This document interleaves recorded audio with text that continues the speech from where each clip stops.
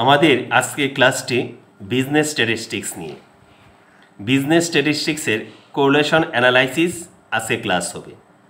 Correlation analysis বোঝার আগে আমরা প্রথমেই জেনে নিই কোরিলেশন মানে কি। কোরিলেশন মানে হচ্ছে কোরিলেশন বা সহসম্বন্ধ একটি পরিসংখ্যানিক হাতিয়ার, যার দ্বারা দুই বা ততোধিক চলকের গতিপথ বর্ণনা করে। অর্থাৎ আমার দুটি চলক থাকতে পারে। চলক মানে হচ্ছে যেটি পরিবর্তনশীল, ভেরিয়েবল। মনে করো দুটা চলক, একটি চলক হচ্ছে এক্স আর একটি চলক হচ্ছে ওয়াই। এক্স এবং ওয়াইয়ের সম্পর্কটা কি, এর গতিপথটা কি। ধরো প্রাইস এবং ডিমান্ড, দাম এবং চাহিদা।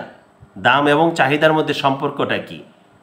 মনে করো বয়স এবং রুচির মধ্যে সম্পর্কটা কি। মনে করো বয়স এবং যারা খেলে তাদের মধ্যে একটা সম্পর্ক কি। এই ধরনের সম্পর্ক আমরা কোরিলেশন অ্যানালাইসিসের মাধ্যমে করব। এই কোরিলেশন এর মান হবে, দুটো চলকের মধ্যে মান হবে +1 এবং -1-এর মধ্যে। আমরা এই কোরিলেশন অধ্যায়ের 3টি সূত্রের মাধ্যমে সমস্ত অঙ্কগুলো শেষ করব। আমি দেখিয়ে দিচ্ছি 3টি সূত্র। আমি প্রথমে আলোচনা না করে 3টি অঙ্কের মাধ্যমে কোন কোন সূত্র আসবে সেগুলি তোমাদেরকে দেখিয়ে দিচ্ছি এবং অঙ্ক করে দিচ্ছি। খেয়াল করো।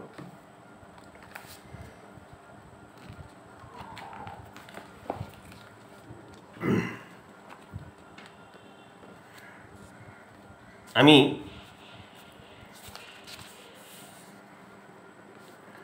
প্রথমে একটি অঙ্ক নিচ্ছি। দেয়া আছে কি দেখো, দ্য গিভেন ডাটা, প্রদত্ত তথ্য ইজ হয় এক্স চলকের এই তথ্যগুলো দেওয়া আছে, ওয়াই চলকের এই তথ্যগুলো দেয়া আছে। প্রথমে বলছে রিকোয়ারমেন্ট এতে calculate Karl Pearson's coefficient of correlation. অর্থাৎ কার্ল পিয়ারসনের মতে কোরিলেশন বা সহসম্বন্ধের সহগটা কত হবে সেটা নির্ণয় করার জন্য বলা হয়েছে। এই হচ্ছে প্রশ্ন। তো কোরিলেশন বের করার জন্য আমার দুটি সূত্র আছে।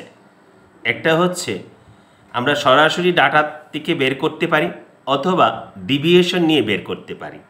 দুটা সূত্রের যে কোনো একটি সূত্র নিয়ে যদি আমরা অঙ্ক করি, অঙ্ক মিলবেই, ভয় পাওয়ার কিছুই নেই।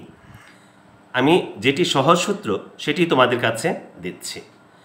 এবং পরিসংখ্যানের ক্ষেত্রে আমরা অনেকেই একটা ভুল করি, সেটা হচ্ছে আগে আমরা টেবিলটা তৈরি করি, মুখস্থ করে টেবিলটা তৈরি করি। আমরা মুখস্থটা আগে করব না, আমরা প্রথমে সূত্রটা লিখব, তারপর সূত্র অনুসারে টেবিলে যেসব চাওয়া আছে সেগুলি আমরা উপরে বের করব। তো এই মানগুলি লেখার জন্য উপরে কিছু জায়গা রেখে আমরা নিচে সূত্রটা লিখব। আমি 1 নম্বর অঙ্ক দিচ্ছি। তো কোরিলেশনের সূত্র হচ্ছে কার্ল কোএফিসিয়েন্ট অফ কোরিলেশন, মানে এটাকে আমরা আর দ্বারা প্রকাশ করব। কি দ্বারা? আর। এটি হচ্ছে কোরিলেশন। এই আর এর সূত্রটা হচ্ছে, আমরা প্রথমে লিখব summation x y minus summation x into summation y by n. তারপর আমরা রুট ওভার দিব। এক্স চলকের জন্য একটা হবে, ওয়াই চলকের জন্য। অর্থাৎ এখানে এক্স চলকের জন্য একটা, ওয়াই চলকের জন্য। মনে রাখার জন্য আমরা second bracket summation x square minus summation x whole square divided by n. একইভাবে আমরা ওয়াইটা লিখব summation y square minus summation y whole square divided by n. এই সূত্র মাধ্যমে আমরা কি করব? কোরিলেশনের দুটি চলকের মধ্যে তুলনা করব। আরেকটি সূত্র কোনটি হয় তোমাদের সামনে দেখিয়ে দিচ্ছে, কিন্তু এই সূত্র করা তোমাদের কোনো প্রয়োজন নেই, এই সূত্রটাই করবে। অনেকের মনে সন্দেহ হতে পারে যে স্যার আরেকটা সূত্র বইয়ের মধ্যে দেখছি এই সূত্র অঙ্ক করে, ওই সূত্র অঙ্ক করে, তাহলে আমরা কি করব? কোনো ভয় পাওয়ার কিছু নেই। এই সূত্রের মাধ্যমে আমরা সমস্ত অঙ্ক করব, মিলবো। অর্থাৎ যেটা ডিভিয়েশন নিয়ে করবে সেটাও মিলবে, আর এটা ডাইরেক্ট থেকে ডাটার তথ্য নিলেও মিলবে। এই সূত্রটা কি দেখো, তোমাদের বইয়ের মধ্যে অঙ্ক করার সময় অনেক সময় এই সূত্রটা তোমরা পেতে পারো, আর সমান summation dx dy minus summation dx into dy by n. অর্থাৎ এইভাবেও সূত্রের দ্বারা অঙ্কটা করতে পারে। আমরা এই সূত্রের দ্বারা অঙ্ক করলেও মিলবো, আর আমি যেটি লিখিয়ে দিয়েছি সেভাবেও মিলবো। আমরা এই সূত্রটা করতে গেলে একটু আমাদের ক্যালকুলেশন বেশি, সময় বেশি লাগে, আমরা এটা করার কোনো দরকার নেই। তোমাদের বইয়ে যদি এইভাবে কোনো অঙ্ক করা থাকে, এইভাবে অঙ্ক করা থাকে, তাহলে তোমরা এইভাবে না করে আমি যে সূত্রটা দিয়েছি সেই মতোই তোমরা করবে। ক্লিয়ার? ওকে, তাহলে যে সূত্রটা দিয়েছি আমরা আগে কি করলাম, সূত্রটা লিখলাম, তারপর আমরা টেবিল তৈরি করব। প্রথম যে দুইটা জিনিসের মধ্যে তুলনা করতে বলবে, প্রথমটাকে আমরা এক্স ধরবো এবং দ্বিতীয়টাকে আমরা ওয়াই ধরবো। প্রথমটাকে আমরা কি ধরবো, এক্স ধরবো, এবং দ্বিতীয়টাকে ওয়াই ধরবো। অর্থাৎ দাম এবং চাহিদার মধ্যে যদি বলে দামকে এক্স ধরবো আর চাহিদাকে ওয়াই ধরবো। এখন যদি বলে দুটা ডিপার্টমেন্ট, অ্যাকাউন্টিং ডিপার্টমেন্ট এবং স্ট্যাটিস্টিক্স ডিপার্টমেন্ট, তাহলে দুইটা ডিপার্টমেন্ট বললে প্রথম যেটা অ্যাকাউন্টিং ডিপার্টমেন্ট এক্স ধরবো, ওয়াই ডিপার্টমেন্টকে স্ট্যাটিস্টিক্স ডিপার্টমেন্ট আমরা ওয়াই ধরবো। এইভাবেই আমরা অঙ্কগুলি বইয়ের অঙ্ক করবো। তাহলে আমার প্রশ্নের মধ্যে এখানে কোনো চিন্তা করার বিষয় নাই। এখানে আমার এক্স নামক একটি চলক দেওয়া আছে, আবার ওয়াই নামক একটি চলক দেওয়া আছে। এক্স এর মান দেওয়া আছে প্রথমে 7, তারপর দেওয়া আছে 6, তারপর দেওয়া আছে 5, তারপর দেওয়া আছে 4, তারপর 3, তারপর 2, তারপর 1। এভাবে আমার এক্স এর মানগুলি দেওয়া আছে। তাহলে ওয়াই আমার কত দেওয়া আছে, ওয়াই দেওয়া আছে প্রথমটা হচ্ছে 18, তারপরটা হচ্ছে 16, তারপরটা হচ্ছে 14, তারপরটা কত 12, একটু হেল্প করো, 12, তারপর হচ্ছে 10, তারপর হচ্ছে 6, তারপর হচ্ছে 8। তাহলে আমি আবার বলি, একটু দেখো তো এক্স কত আছে, 7, 6, 5, 4, 3, 2, 1, আর ওয়াই দেওয়া আছে 18, 16, 14, 12, 10, 6, 8। তোমাদের সাথে আবার একটু শেয়ার করে নিচ্ছি। দেখো আমরা যেভাবে তথ্য দেওয়া আছে সেইভাবেই আমরা লিখলাম। ক্লিয়ার? এখন আমরা যাব কিসের মধ্যে, সূত্র মধ্যে। আমরা প্রথমে দেখতেছি এক্স, এখানে প্রথমে দেখতেছি এখানে সামেশন এক্স আছে, তার মানে এক্সগুলো যোগ করে দিলে আমার কি হবে, সামেশন এক্স হবে। সামেশন এক্স সমান, সবগুলো একটু যোগ করো, 28। তারপর আমরা দেখতেছি সামেশন ওয়াই আছে, সবগুলো আমরা যোগ করি, সামেশন ওয়াই সমান কত আসে, একটু আবার করো, 74 কিনা, 18, 16, 14, 12, 10, 6, 8, 84,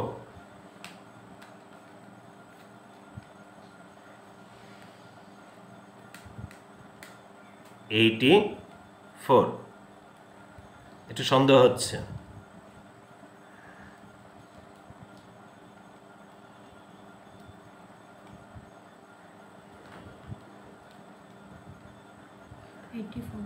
এটি 4। ওকে, দেন এক্স ওয়াই সবটা আমাদেরকে গুণ করতে হবে। হ্যাঁ, তাহলে এক্স ওয়াই আমরা গুণ করব, এই এক্স এবং ওয়াই গুণ করে দিব, এক্স এবং ওয়াই গুণ করব। এক্স এবং ওয়াই গুণ করলে দেখো 7 × 18 কত আসে,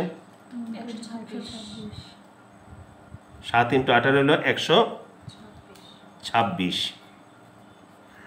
6 × 16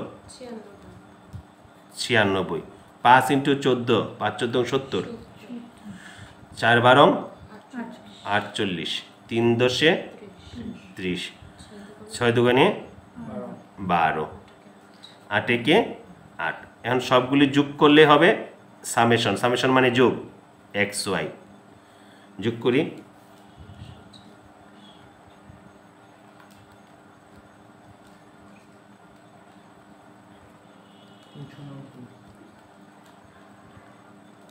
390। তাহলে সামেশন এক্স ওয়াই আমরা পেলাম। এরপরে আমরা একটু নিচে যাই, এক্স স্কোয়ার আছে না, এক্স স্কোয়ার, তার মানে এখানে আমরা এক্সকে স্কোয়ার করে দিব। এক্সকে স্কোয়ার করলে এক্স মানে এটা না 7, 7 স্কোয়ার করলে 49, 6 স্কোয়ার করলে 36, তোমরা একসাথে যোগ করে ফেললো। 5 স্কোয়ার করলে 25, 4 স্কোয়ার করলে 16, 3 স্কোয়ার করলে 9, 2 স্কোয়ার করলে 4, 1 স্কোয়ার করলে 1, সামেশন এক্স স্কোয়ার সবগুলি যোগ করে দিব।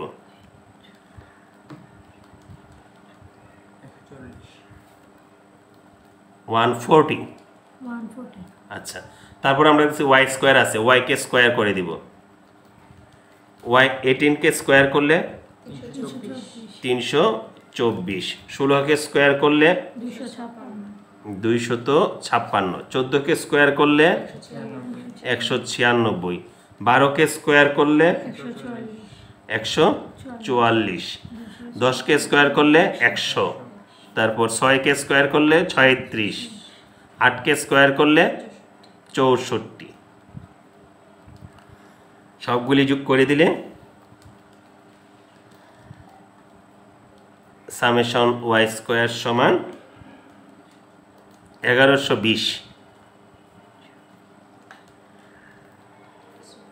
1120, এ তো আমাদের অঙ্ক হয়ে গেল।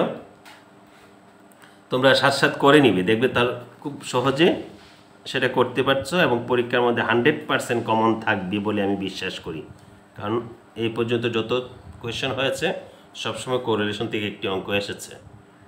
আচ্ছা, এখন সামেশন এক্স ওয়াই মানে কত? 390, তাই তো? মাইনাস এখানে আমরা দেখতেছি কি summation x into summation y. Summation x হচ্ছে 28 আর সামেশন ওয়াই হচ্ছে 84। এন মানে এখানে কয়টা ডাটা আমরা এখানে দেখব, 1 2 3 4 5 6 7। এন মানে কত? এন 7, যতটা ডাটা দেওয়া আছে, যতটা চলক দেওয়া আছে, এটি হচ্ছে এন, তাই না? এখন আমরা করব এখানে রুট ওভার।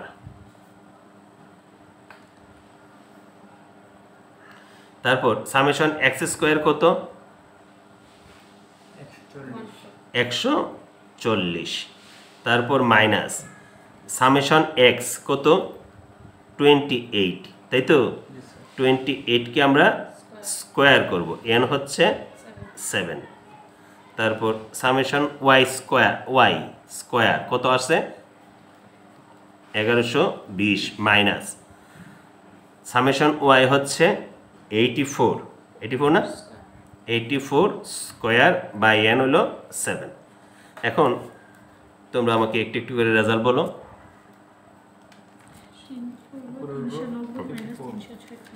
আমরা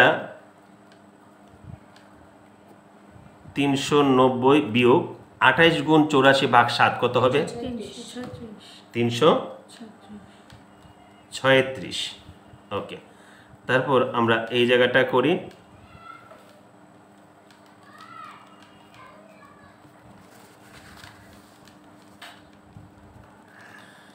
প্রথমে হচ্ছে 140, এই জায়গাটা এইভাবে করো, 28কে স্কোয়ার করো, 28 স্কোয়ার, তারপরে ভাগ চিহ্ন দিয়ে 7 লিখো, 112। ওকে, তারপর 1120, এই জায়গাটা কেমনে করবা? 84কে স্কোয়ার করো, 84 স্কোয়ার ভাগ 7, 1008। এখন আমরা আরেকটু ভেঙে নিই। তারপর করো 390 মাইনাস 336, 54। এখন এই রুট ওভারটা আমরা রাখলাম, রেখে 140 মাইনাস 112, 28 গুণ 1120 মাইনাস 1008, 112। তারপর আমরা কি করব? 54 ডিভাইড বাই, আচ্ছা এটা কত আসে? 28 গুণ 112, 3136। এটাকে রুট ওভার করো, তাহলে 54/56, 0.96। হ্যাঁ, এখানে যদি আমাকে ইন্টারপ্রিট করতে বলে বা ব্যাখ্যা করতে বলে, তাহলে আমরা বলবো এখানে এটা রেজাল্টটা পজিটিভ হাই ডিগ্রি কোরিলেশন। কেন পজিটিভ হাই ডিগ্রি কোরিলেশন? কারণ 0.75 থেকে 1-এর মধ্যে যদি হয় তাহলে হাই ডিগ্রি পজিটিভ কোরিলেশন। ঠিক আছে কথাটা? এইভাবে আমরা কোরিলেশনের অঙ্ক করতে পারি। এই সূত্র দ্বারাই আমরা করব, এই কঠিন সূত্র দ্বারা অঙ্ক করার কোনো দরকার নেই। ক্লিয়ার? আচ্ছা, আমরা শিখে গেলাম কিভাবে দুটা চলকের মধ্যে কোরিলেশন বের করতে হয়। সেকেন্ড ওয়ান, এখানে আরেকটা জিনিস খেয়াল করো, কি চেয়েছে। এটা অঙ্কের মধ্যে চেতে পারে। আমি বলছি তোমাদেরকে তিনটা সূত্র থেকে এখন দুটা সূত্র বাড়বে, কিন্তু এই সূত্রগুলো মূল সূত্র নয়। এটা বলছে find the standard error of the coefficient of correlation. মানে তোমাকে ফাইন্ড মানে বের করো, কি বের করতে বলছে? Standard error of coefficient of correlation. প্রথমে স্ট্যান্ডার্ড এরর জিনিসটা কি আমরা জেনে নিই। স্ট্যান্ডার্ড এরর হচ্ছে কোফিশিয়েন্ট অফ কোরিলেশনের রিলায়েবিলিটি মেজারের একটি পদ্ধতি। মানে তোমার কোফিশিয়েন্ট অফ কোরিলেশনের যে মেজারমেন্ট করবা, সেই মেজারমেন্টের রিলায়েবিলিটি কতটুকু তা স্ট্যান্ডার্ড এরর দ্বারা জানা যায়। এখন আমরা স্ট্যান্ডার্ড এরর কীভাবে বের করতে হয় সূত্রটা জেনে নিই। রিকোয়ারমেন্ট 2, এই SE দিয়া স্ট্যান্ডার্ড এরর বোঝাবে। স্ট্যান্ডার্ড এরর অফ কোরিলেশন, অর্থাৎ কোরিলেশন বের করছো, এটা রিলায়েবিলিটিটা কত সেটা স্ট্যান্ডার্ড এরর দ্বারা আমরা দেখব। তাহলে এর সূত্র হচ্ছে, স্ট্যান্ডার্ড এরর মানে হচ্ছে 1 minus correlation square divided by √n, তাই তো? এখন এলো 1 মাইনাস কোরিলেশনের মানটা কত পেয়েছি আমরা?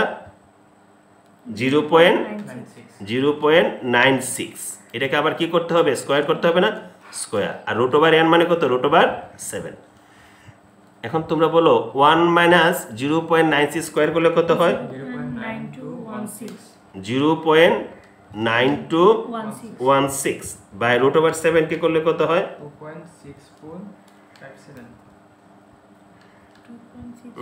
0.96 কে স্কোয়ার করলে কত হয়েছে তোমাদের? 0.96 কে 0. আচ্ছা, তারপর √7 কে করলে কত হয়? 2.6458। এখন এটা দিয়ে ভাগ করলে কত হবে?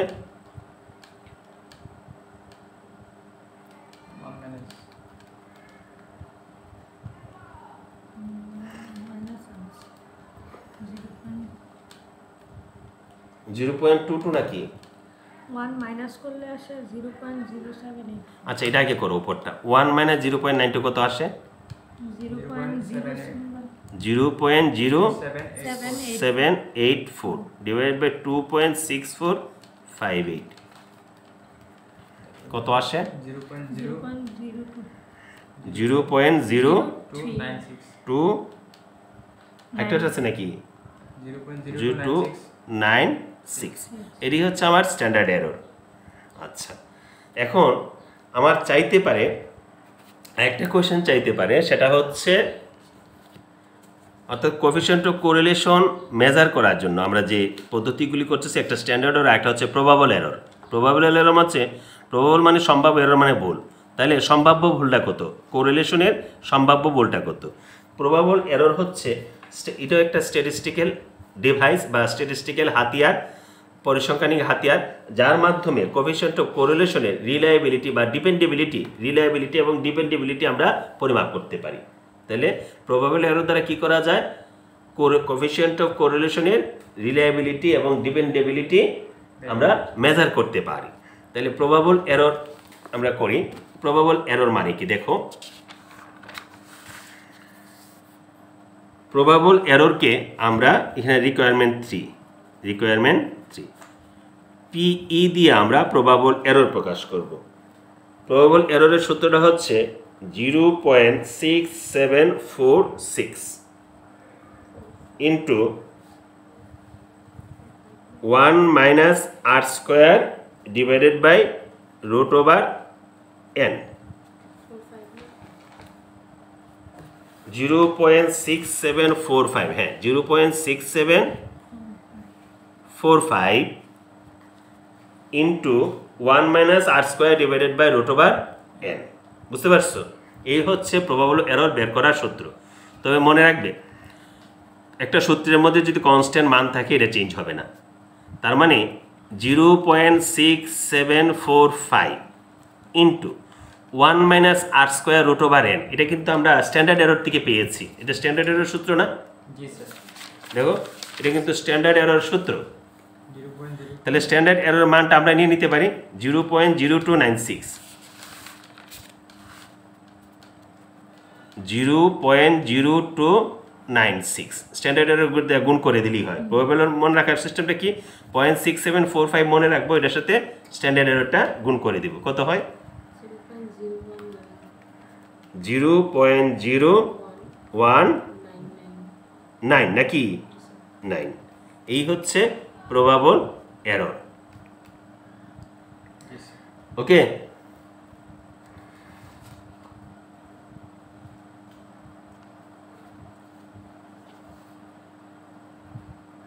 আমরা মনে হয় এই অঙ্কটা বুঝতে পারছি। আমরা চলে যাব দ্বিতীয় অঙ্কে। আমরা বলছি 3টা সূত্রের মাধ্যমে এই অঙ্কগুলি করে নিব। দ্বিতীয় অঙ্কে আমাদের একটু আলো দরকার।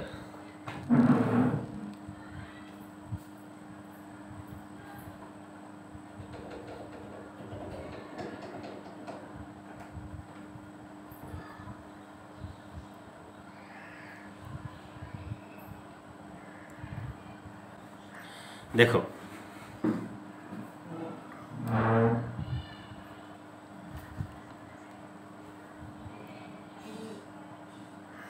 আমরা কি বলছি কিনে,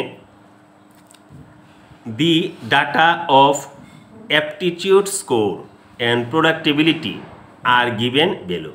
অর্থাৎ দুটা জিনিসের অ্যাপটিটিউড স্কোর এবং প্রবাবিলিটি ইন্ডেক্স দেওয়া আছে দুটার। বলছে find rank correlation coefficient between aptitude score and productivity index and comment. আমাদের প্রশ্নে একটি কোরিলেশন বের করব, আরেকটি র্যাঙ্ক কোরিলেশন কোএফিসিয়েন্ট বের করব। এই দুই ধরনের অঙ্ক আমরা এখানে করব। র্যাঙ্ক কোরিলেশন কোএফিসিয়েন্টের ক্ষেত্রে দুই ধরনের সূত্র ব্যবহৃত হয়। যদি একটা র্যাঙ্ক করা থাকে আর যদি একটা র্যাঙ্ক করা না থাকে। এখানে অ্যাপটিটিউড স্কোর 9-এ প্রোডাক্টিভিটি ইন্ডেক্স হচ্ছে 33, আর এখানে অ্যাপটিটিউড স্কোর যখন 18 তখন এখানে হচ্ছে কত 23। তার মানে এগুলি র্যাঙ্ক করে দেওয়া আছে। যদি র্যাঙ্ক করা থাকে একটা সূত্র, আর র্যাঙ্ক না করা থাকলে একটা সূত্র। এখানে র্যাঙ্ক করা আছে, তাই র্যাঙ্ক করার সূত্রে আমরা ইউজ করব। তো অঙ্কটি করাচ্ছি, খেয়াল করো।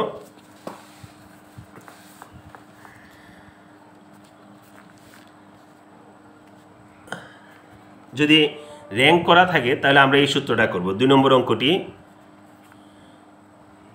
র্যাঙ্কের সূত্রটা কি হবে?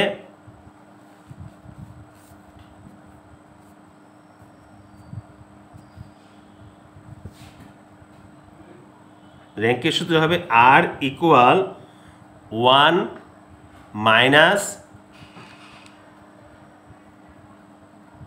6 summation D square 1 minus 6 summation D square divided by N cube minus N. যদি র্যাঙ্ক করা থাকে তাহলে এই সূত্রটা আমরা ইউজ করব। এখন যে দুটো র্যাঙ্ক দেওয়া আছে সেটা আমরা আগে লিখব। প্রথমে দুটো দেওয়া আছে, একটি হলো অ্যাপটিটিউড স্কোর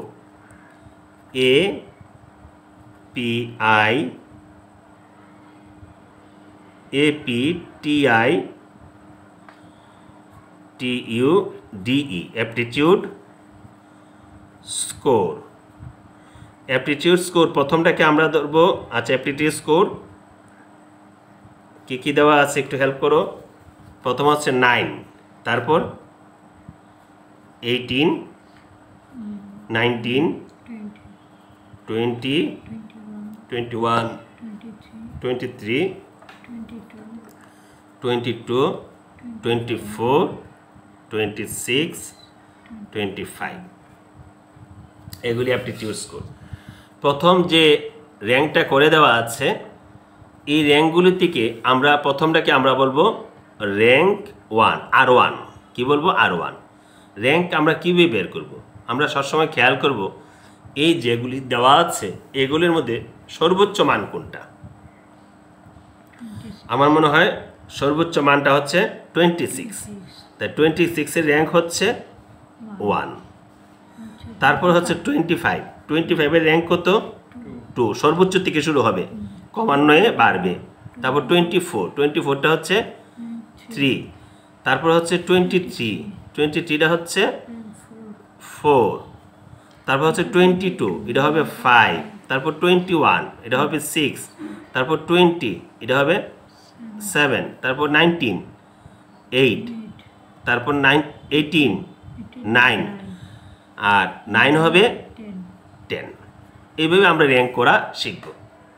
তারপর দ্বিতীয়টা দেওয়া আছে প্রোডাক্টিভিটি ইন্ডেক্স। কি দেওয়া আছে? Productivity index. প্রোডাক্টিভিটি ইন্ডেক্স কত দেওয়া আছে বলো তো? 33, তারপর 23, 30, 42, তারপর হলো 42, 29, 32, 32, 32, 39, 46, 46, 40, 40, তারপর 42, 44। এই দ্বিতীয় যেটা দেওয়া আছে এটার র্যাঙ্কটা হবে R2। কি হবে? R2। এখন এখান থেকে সর্বোচ্চটা হচ্ছে 44 নাকি? 46টা হবে 1। কত হবে? 1। তারপর মনে হয় 44, এটা হবে 2, তারপর হচ্ছে 42 আছে না, এটা হবে 3, 40, তারপর এটা হবে 4, 40টা 4 না, 4, তারপর হচ্ছে 39, কত হবে? 5, তারপর হচ্ছে এই 33টা হবে 6, তারপর 32, 7, তারপর 38, তারপর 29, 9, তারপর 23 হলো 10। তো কীভাবে র্যাঙ্ক বের করতে হয় তোমরা শিখিয়ে নিয়েছো, ক্লিয়ার না?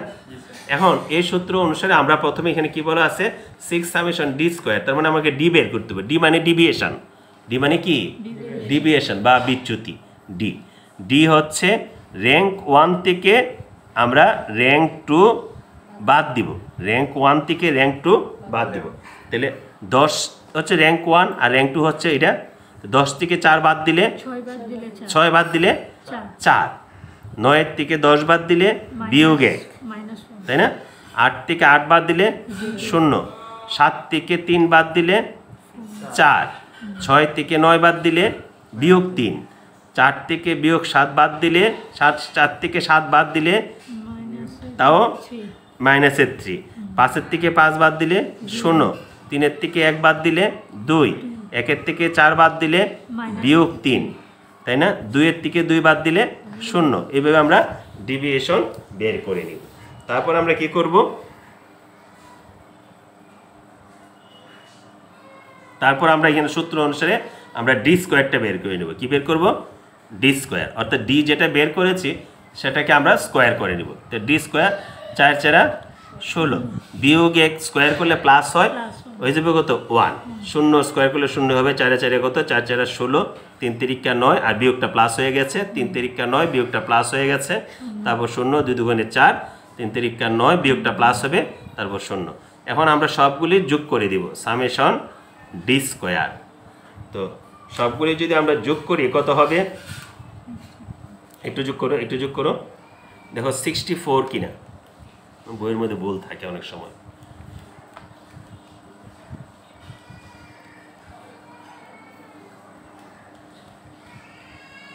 জি স্যার 64। এখন আমরা মান বসিয়ে অঙ্ক করি। 1 মাইনাস এই 6 হচ্ছে কনস্ট্যান্ট ফিগার, এটা চেঞ্জ হবে না, 6 থাকবে। আর ডি স্কোয়ারের মান হচ্ছে 64, আর এন কয়টা? 10টা। এখানে 10টা না? 1 2 3 4 5 6 7 8 9 10। তাহলে 10 কিউব মাইনাস 10, এখানে কত হবে? 1 মাইনাস 384 কত হবে? 384। আর 10 কিউব হচ্ছে 1000, 1000 থেকে 10 বাদ দিলে তাহলে 384/990। এখন আমরা যদি এই জায়গাটা করে ফেলি তাহলে এটা আসবে 0.612। আমরা সবটা একসাথে করে ফেললাম, 0.612। তাহলে এখানে মানটা কি কত? এখানে মানটা হচ্ছে 0.612। আমরা যদি র্যাঙ্কের ভাষা বিবেচনা করি, আমরা শিখেছি কি যদি 0.25 থেকে 0.525 থেকে যদি 75 মধ্যে হয় তাহলে সেটা হবে কি মডারেট। কি হবে? Moderate degree positive correlation. এটা কি হবে? মডারেট ডিগ্রি পজিটিভ কোরিলেশন এই দুইটা চলকের মধ্যে। তাহলে আমরা শিখে নিলাম র্যাঙ্ক থাকলে, র্যাঙ্ক করা থাকলে কিভাবে অঙ্ক সমাধান করতে হবে যদি র্যাঙ্ক দেওয়া থাকে। এটার জন্য যদি র্যাঙ্ক দেওয়া থাকে তাহলে আমরা কিভাবে অঙ্ক সমাধান করব। ক্লিয়ার? আমরা 3 নম্বর অঙ্কটা শুরু করছি।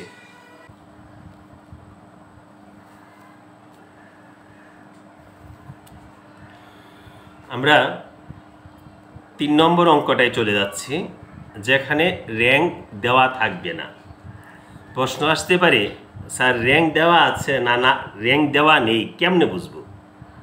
আমরা আগের অঙ্কের মধ্যে দেখেছি অ্যাপটিটিউড স্কোর এবং প্রোডাক্টিভিটি ইন্ডেক্স দুটার কিন্তু র্যাঙ্ক করা ছিল। অ্যাপটিটিউড স্কোরেরও করা আছে, প্রোডাক্টিভিটি ইন্ডেক্সও দেওয়া আছে, দুটার র্যাঙ্ক করা। আর এই অঙ্কটা আমরা দেখি র্যাঙ্ক করা নাই কিভাবে। 2 টিচার্স, 2জন শিক্ষক এক্সামিন্ড পরীক্ষা করেছিল 10 আনসার স্ক্রিপ্ট, 10টা পরীক্ষার খাতা। They gave the marks as follows, তারা নিম্নমতে মার্ক দিয়েছে। স্ক্রিপ্ট নাম্বার 1 দেখো, 1 নম্বর স্ক্রিপ্টে ফার্স্ট এক্সামিনের মার্ক দিয়েছে 70, সেকেন্ড এক্সামিনের দিয়েছে 65। স্ক্রিপ্ট নাম্বার 2তে ফার্স্ট এক্সামিনার দিয়েছে 50, সেকেন্ড জনে দিয়েছে 52। 3 নম্বরে ফার্স্ট এক্সামিনার দিয়েছে 75, সেকেন্ড এক্সামিনারও দিয়েছে 75, 2জন সমান দিয়েছে। 4th স্ক্রিপ্টে 75, 70, 2জনে 2টা মার্ক দিয়েছে। 5-এ 70, 75। এভাবে 10টা স্ক্রিপ্টে 2জন টিচার ভিন্ন ভিন্ন মার্ক দিয়েছে। তাহলে আমরা এখান থেকে বুঝতে পারি এখানে র্যাঙ্ক করা নাই, র্যাঙ্ক করা নাই। 2জনের মিলে যদি একটা হইতো মার্ক তাহলে আমরা বলতাম র্যাঙ্ক করা, 2জনে মিলে যদি একটা মার্ক দিত তাহলে বলতাম একটা র্যাঙ্ক করা। এখানে র্যাঙ্ক করা নাই। তার বলছে কি compute the rank coefficient of correlations given by both examiners and comment. 2জন এক্সামিনার যে মার্ক দিয়েছে সেগুলোর আমরা কি করব? র্যাঙ্ক করব। তার মানে এখানে কি 2জনের মার্ক কি একটা মার্কে পরিণত হয়েছে? না, মার্ক 2টা। তার মানে এখানে র্যাঙ্ক করা নাই। এখন আমরা র্যাঙ্ক করা না থাকলে কোন সূত্রের মাধ্যমে অঙ্ক করব সেটা আমরা দেখি।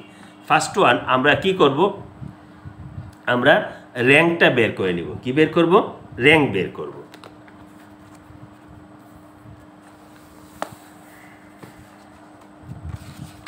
একটু হেল্প করো আমাকে।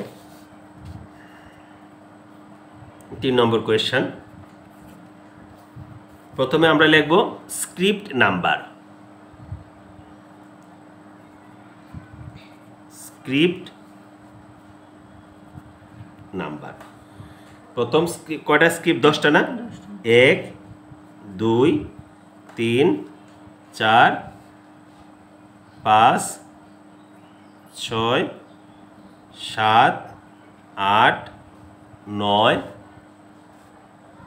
তারপর কত? 10। ফার্স্ট এক্সামিনার যে নাম্বার দিয়েছে, ফার্স্ট এক্সামিনার। যদি তোমাদের বুঝতে অসুবিধা হয় তাহলে কমেন্টের মাধ্যমে আমাকে জানাই অথবা হোয়াটসঅ্যাপ নম্বরে।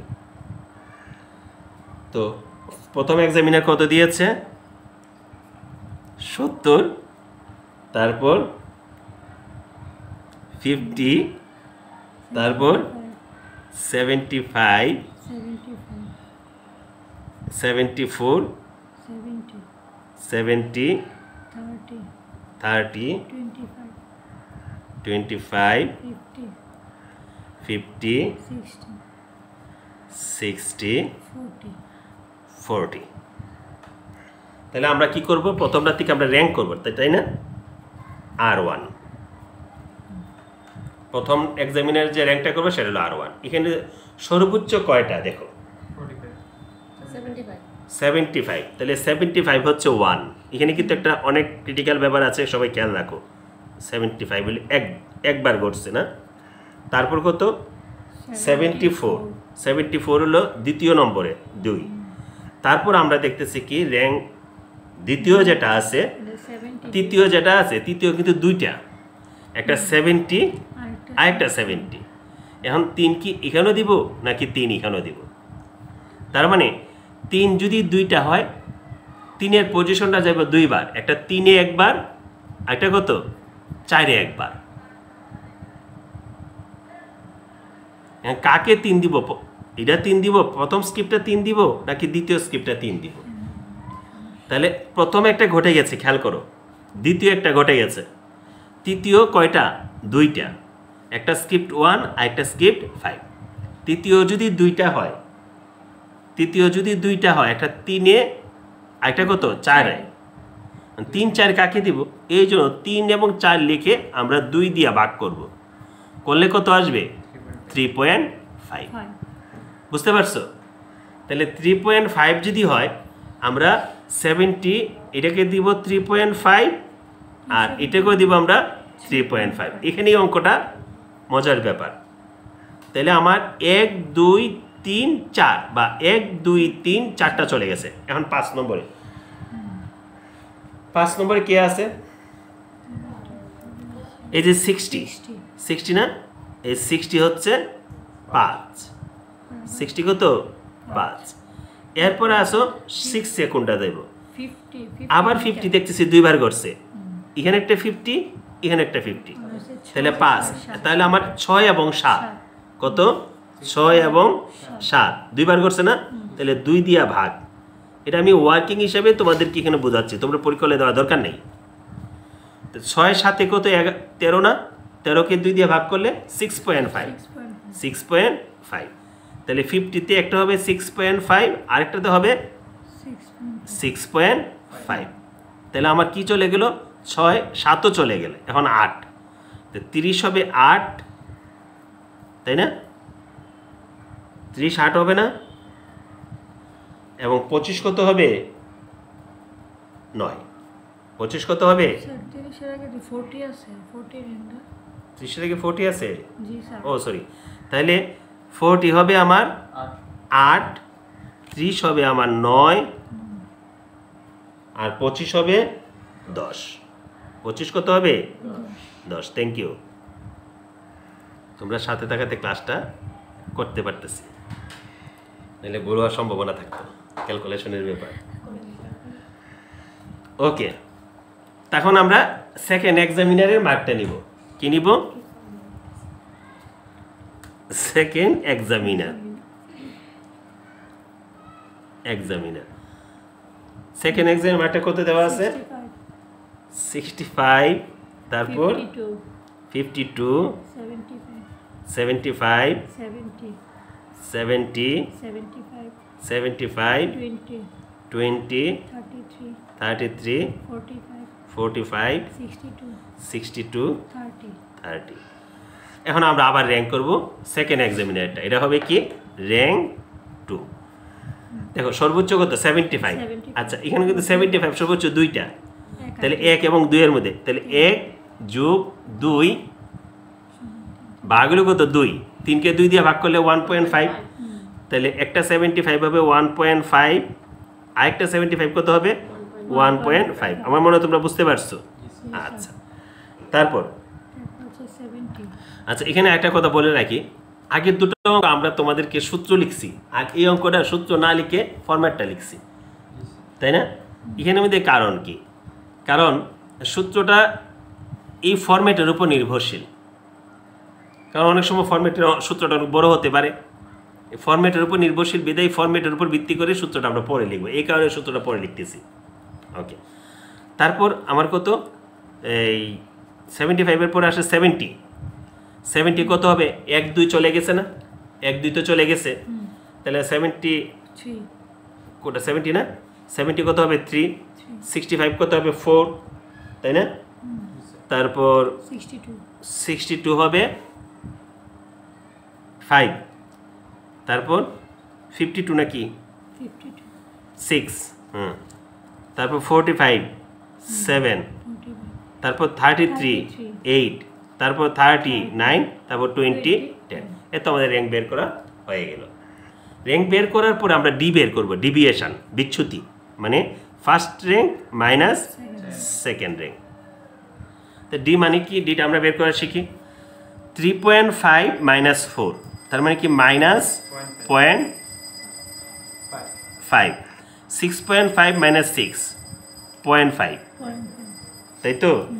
তারপর কি 1 মাইনাস 1.5 মাইনাস 0.5, তারপর 2 মাইনাস 3 মাইনাস 1, 3.5 মাইনাস 1.5 মানে 2, 2 9 minus 10 minus 1, 10 minus 8 2, 6.5 minus 7 minus 0.5, তারপর 5 minus 5 0, 8 minus 9 -1 minus 1।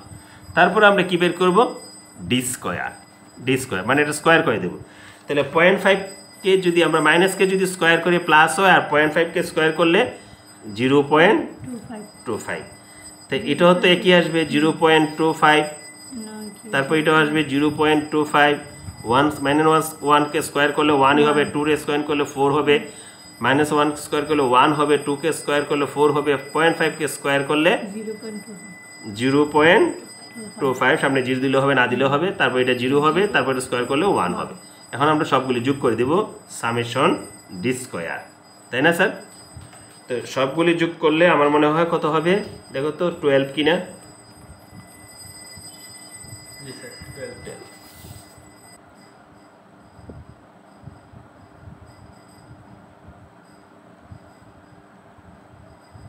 Plus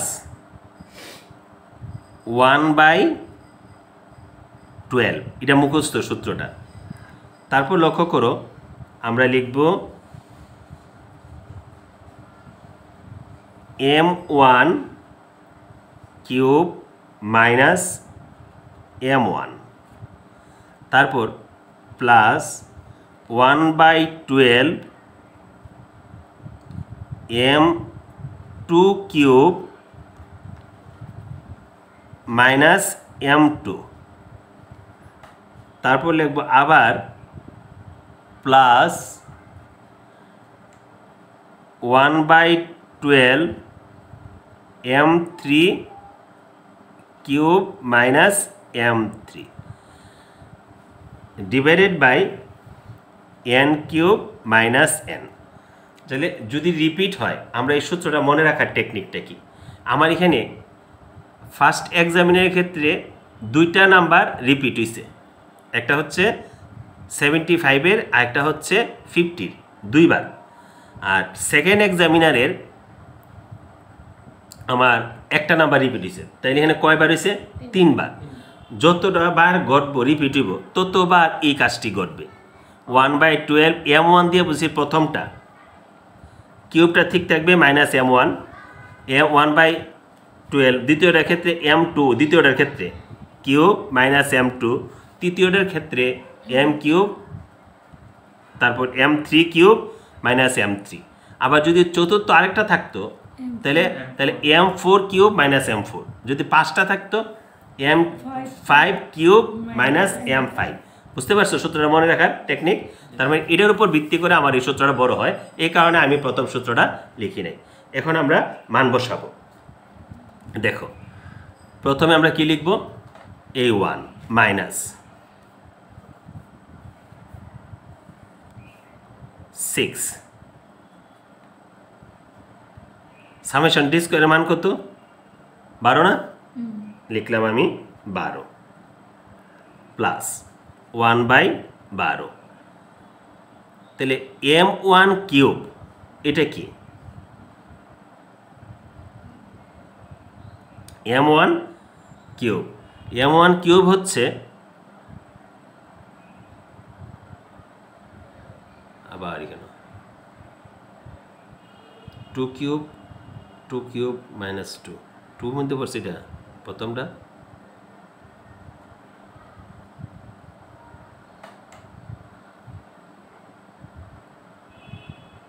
point 5